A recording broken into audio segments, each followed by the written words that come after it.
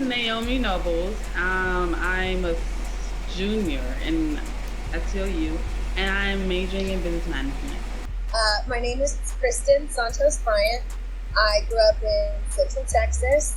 I attended the University of Texas at Austin and got my degree in applied learning and development. And then I got a master's from U of H in math education. Taught 3rd, 5th, and 8th grade. And here in the state of Texas, which is the only place I've ever taught, that means that I have only ever taught STAR tested or TOS or tax tested grade levels. So I've never had the opportunity to teach a grade level that does not have an end of the year test attached to it. So in your opinion, what do you believe are some of the strengths of the U.S. education system overall? Okay, well, one of our biggest strengths is that we are everywhere. We have schools everywhere. I think that's a really important piece of when you talk about public education, that you remember that lots of Americans are counting on our public education system because it's what's closest, what's available, what fits into their communities, because we are in fact everywhere. So I think that's one of our biggest strengths. Science, math, understanding when you read, those things, okay. I think that they help with things that, you're going to need for the future. I mean, you need math. You need to know the basic math, the adding, I think they're good. The positives will be things we're going to need, some things, not all things. I mentioned before, adding, subtracting, and then understanding what you're reading, science, cells and all that, people that are in like biochemistry right now, understanding those, they help us prepare for the future about those things. Everything else, no. But some things, little things like, little stuff. It's just little stuff. I don't have to understanding what you're doing. That, okay. I think that's a positive thing that I gotta give them credit for. What are some of the weaknesses of the U.S. education system? The education system doesn't really prepare you for life. I don't think it actually, I think definitely my experiences, based on my experience, this is all based on my experiences, they don't really get you prepared for anything. Mm-hmm. I mean, we learned about Texas, we learned about, algebra, but then when you go to college, it's like you learn that all over again. Yeah. Right? So it's like, you might as well, I don't think it's benefiting us in any way. All it is doing is making us, memorize things and then take our standardized testing at the end of the year. Right. So then it'll be cumulative. So you got to remember everything over the year. And that's another thing that they do bad on, which is standardized testing. Because it's all we're doing is memorizing, and then after the test, we dump it. So it's kind of like there's no point of doing that. Right. And I feel like if anything, they could, we could do checkpoints or something, because I just feel like one big test of everything you learn in a whole year. You gotta think about Thanksgiving break, you gotta think about Christmas break, you gotta think about spring break. So it's kind of like all these breaks, and it's like we all have to memorize everything. So I think that's the biggest weakness that they have, is making us memorize things that we're not gonna use in the future, because we're gonna dump it right after that. I feel like SAT is more like, when you get your SAT scores back, they're just a number. I think, we're humans, right? We are capable of learning. You get scholarships based on your SAT scores. I don't think that should be a thing. I think that we should be more open to different, not even different types of testing. I just think SAT in general just shouldn't be a thing. We're people, not numbers. You're 85 percentile. What does that really mean? And I don't know what that really means, Right. And so it's to the U.S., we're just, you're this smart in the country, or you're that smart in the country. And it's all based on what we learned our whole life career. And it's kind of I'm not going to remember it. I'm not going to remember everything. Okay, Well, I have a couple, and they're probably going to be broken down, into smaller pieces, so I can explain why I think there's such an issue. Inequity of services. Absolutely. Even in a community like the one that I am teaching in currently, where we have a divide in the community, where we have the very, very wealthy and then those who are not. We do have middle class, but even our middle class are kind of the upper middle class. So to put it in perspective, my husband and I, who are both teachers, we cannot afford to buy a home in our city that we work in and that I've grown up in. I no longer can afford the housing in the own town that I grew up in. And we are both educated, we have good jobs, we have careers. I have a master's degree, I just don't make the money. I recently saw a post where a mom was moving to our town, and she asked, what do you think is a good monthly wage that we should be making to live comfortably in your town? And the moms responded, 8 to 10,000 a month. And I thought, I've never seen that kind of money on. So I have to explain the state of Texas's public education using my cup here. The state determines the size of the cup, how much money we're going to get per student. And here in Texas, it's not exactly competitive with other states, but that's for whole nother con, I guess, if you will. So this cup is filled up by your state taxpayers, homeowners, and then the rest is filled up by the state. So let's take back to the 1960s and 70s. It was more of a 50-50 split. But like I mentioned, the area that I live in is really growing. So our property values are really high. So what happens is our property values go up, so our portion became bigger. And instead of matching it or giving some of that money back to our property owners, the state just filled the rest of the cup instead. So their portion has gotten less while it's becoming more of a burden on homeowners. Right. Well, how does that affect the school system as a whole? Well, because we're really growing, we don't have the numbers yet, but we know they're coming. So we have to, as a school district, prepare for that growth. So we have to pass bonds so that we can build buildings and have enough finances to do that. Tax, what our taxpayers are already paying for, we're asking them for more. And their point of view is we're paying huge amounts. Our previous home we owned, we paid over $5,000 a year in school tax. It's still paying, but as I said, and I just looked it up about 2 years ago, my area, we're paying 70% of the cup now instead of 50%, and the state's only contributing 30%. So it does make a big impact because parents, homeowners are seeing all this funds, they're sending education, and then schools are saying, we still don't have any money.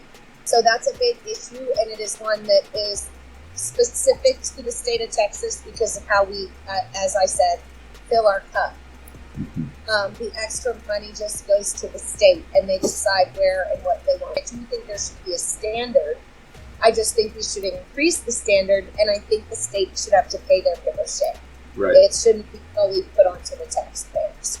So we need to increase how much we spend per student. We are hiring kids, employees from other states because we are not educating ours to the same degree as other states are. If we want to keep Texas strong, we need to put more money into our public education system. It's accessible to everybody who lives here. Why do you believe some people think that the education system disenfranchises or even oppresses certain people? Okay, so let's start at the source, which would be the textbooks. Let's start at the source. Okay, I just don't I think that the U.S. education system, they kind of cover up, what, and I'm speaking for African Americans, so I don't know about else, but for me, I just feel like they don't educate people about actual history. They cover it up, make it look pretty. Hey, it wasn't that bad, guys. The whites still did this for them, or the whites still did this for the Mexicans. But it's like, why not tell the whole? We have to go research the whole truth. right? And I'm not saying be explicit about, the beating. I'm not saying being too explicit. But if you're going to talk about something, I just feel like it should be the whole truth, right? No covering up, because the U.S. government do that same thing all the time too. Everybody does the same thing. They try to cover it up, and then at the end of the day, it's like, what is that going to help us with? Mm-hmm. Right? What is that educating us? That's not. That's just covering up. And now I have to, because I remember me having to go and be like, oh my God, that happened? So I go online and I'm like, they say that in class, or right. They say that in class. And it's like, why not? Like, what are we covering up? Why? Or why? Like, what's the point? Mm-hmm. I think it should be updated as the generations go on, because it's like, we're different from how we were in 1970s. Way different. Definitely with technology, people are going to find out. Now everyone's really, definitely people I know personally, they're really educated on African American history. And which is why I'm glad TLU offers those, because it's like, not everyone is aware of them. And it's sad because, and not all African American studies are getting pushed out there as much. It's about, HBCUs and, all the other stuff. But, we don't have that many courses at TLU. It's not like a lot of people knows about it, nor takes it. Right. And I'm pretty sure the professors are great. I'm pretty sure that they, put the truth out there in the textbooks. I hope they're updated. But a lot of things aren't updated. One of the areas that I've worked a lot with are the two ends of the special ed spectrum. So the special ed umbrella, I've worked a lot with kids with disabilities, but I've also worked with a lot of kids who fall on the other end, and those are our gifted and talented students. So in seeing that broad spectrum of type of kids that I work with, it's given me a lot of input and a lot of insight into what we're doing with both ends of the, like I said, of the spectrum. And what I've noticed is we are overrepresenting our minority populations. We are putting them in boxes for special ed on the disability side. Overrepresentation. What does that mean? It means in a school where you have 2% population that's African American, you should not really have more than 2% population in your special ed program that are African American. It should mirror your population. And that's just not the case. The same is true with your GT. We should have then 2% of the GT population should also be African American. And so it's a reflection. So for example, I was looking at data from one school, and they had a 42% Hispanic population at an elementary school. We were just trying to look for patterns, like what are we looking at to try and determine, because we are auditing our own GT program right now in my district. We're trying to see, so we're looking just at flat data from other school districts who have said, can you see what we were doing wrong? Like, to learn from our mistakes, right?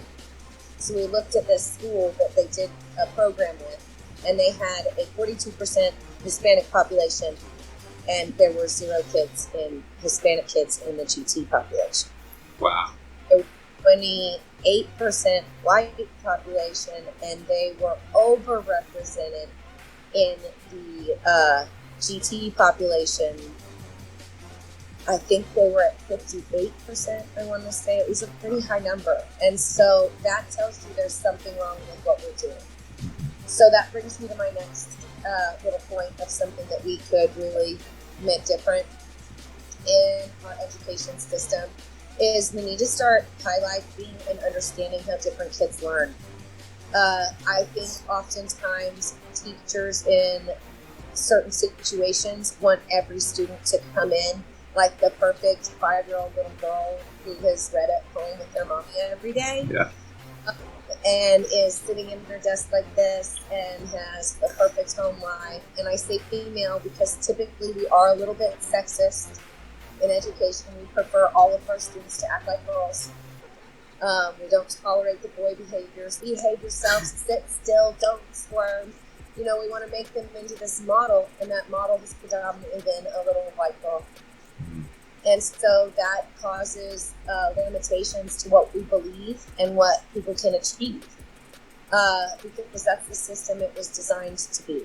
So it takes a lot of growth and talking about it and being able to say, hey, we do have inequities, even though I can be doing the best job I can do, that doesn't mean that I am not also creating inequities in my education. I have to be aware and look at what I'm doing and say, is this giving everybody equal access? Because that access is what's going to help offset those inequities in our education system. Yeah. You know, if we give them access to equal opportunities and access to equal, actual quality, good teachers from all impacts, where we recruit the best because we pay good, because the teachers are respected, and walk in their jobs and be like, ah. And that's really the case. And so teachers get disheartened and I don't want to say burnt out, but worn out. And good teachers, and I consider myself a good teacher, instead of training more people to do what we do, they just say, oh, well, she's got it, or he's got it, or they've got it. You know, whatever it is, they're just going to keep adding on because those teachers can do it. Well, then that breaks those teachers because they're worn out. You only have so much energy, and you can only run. Teaching is not a job like others where you can shut everything off every day. Right. You do have to worry about kids. Kids tell you things, and there are nights I go home and I think, did I handle that right? Maybe I should check back in on that kid tomorrow. Oh, I don't know. Should I tell somebody else? We create these inequities because we're looking for a certain standard, and that standard has not always been inclusive or representative of minorities, different cultures, ethnic backgrounds, and religious upbringing. There's a lot that comes into play there and makes a person who they are, and we ignore parts of that when we make everybody the same. Right. You know, definitely I've taught in areas where my kids come to school hungry, and school might be the only place that they've ever felt safe. And I can't implore that or explain that or give that experience to somebody who's never had it, and tell them that that kid just didn't deserve to wake up or to be born into that. Right. You know, but that's their lot. So what are we going to do? We are an avenue of change. And I feel like a lot of schools embrace that. And your state officials, like I said, instead of fixing public schools, really just want to make it look like public schools aren't doing a great job. Which brings me to another con. This is my last big one for Texas, is our state testing. It is written 2 grade levels above their reading. So it is a biased test to begin with. And it definitely disadvantages kids of color and inexperience with education because they're learning and they may be on level, but if the test is 2 levels above that, they're never going to look like they're on level, and they're going to feel like they're not on level. So we create that idea that you're behind when you're really not. We put all this pressure and state funding and scoring on it, and then we tell kids that they amount to this score on a piece of paper when they know how sucky that can feel when it's not a great one. And they're not a sum of that, one score. They're a sum of everything they do, and they're on a path. So I definitely think our state legislators and pro-state assessment people should come in and spend more time in a classroom. I think they've gotten a little far away from understanding where we're at. For example, they passed a new bill this year where last year when kids were allowed to be remote, my student was one of them. Mm-hmm. And they told us there would be no repercussions, no problems if you did not send your kid in to take the STAR test. Right.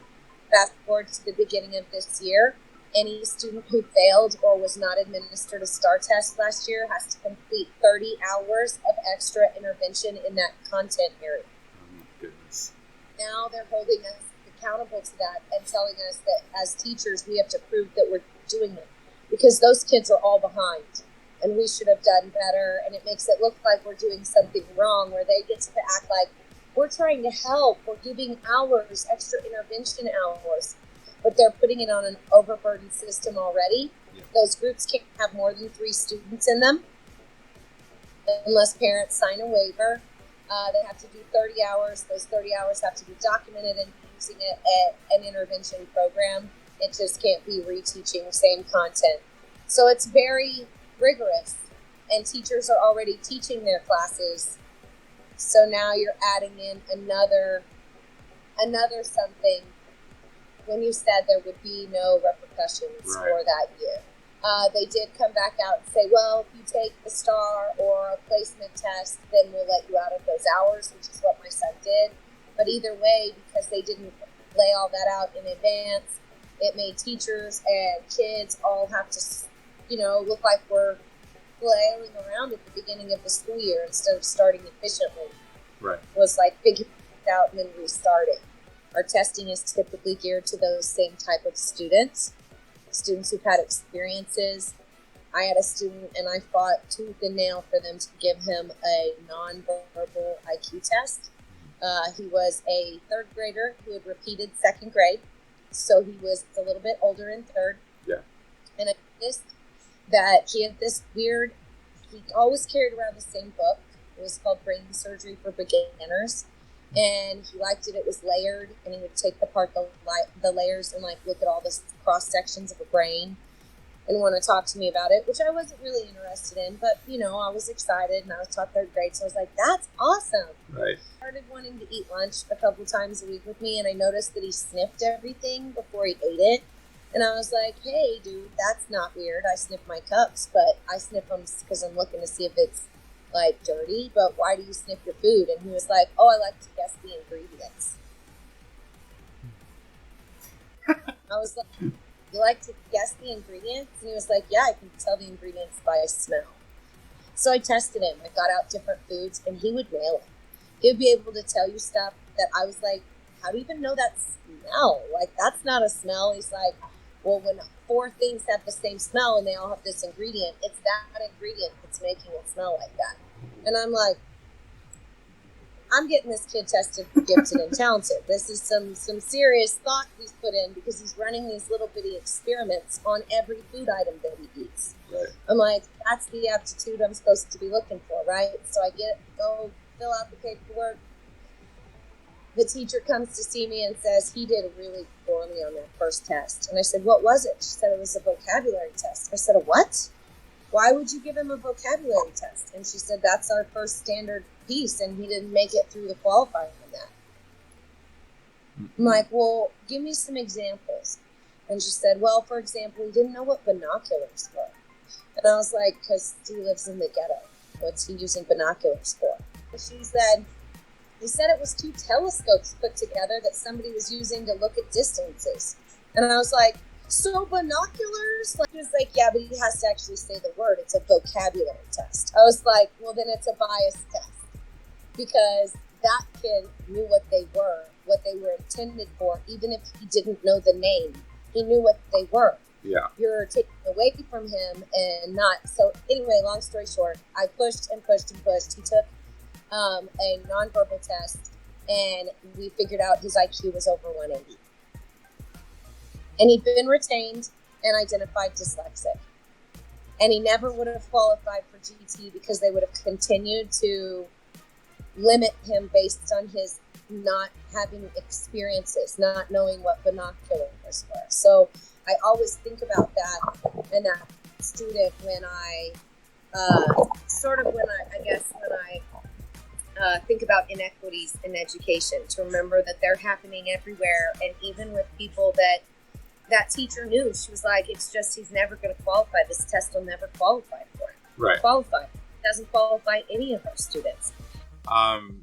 In your opinion, what do you think of the U.S. education system overall in a very broad scope then?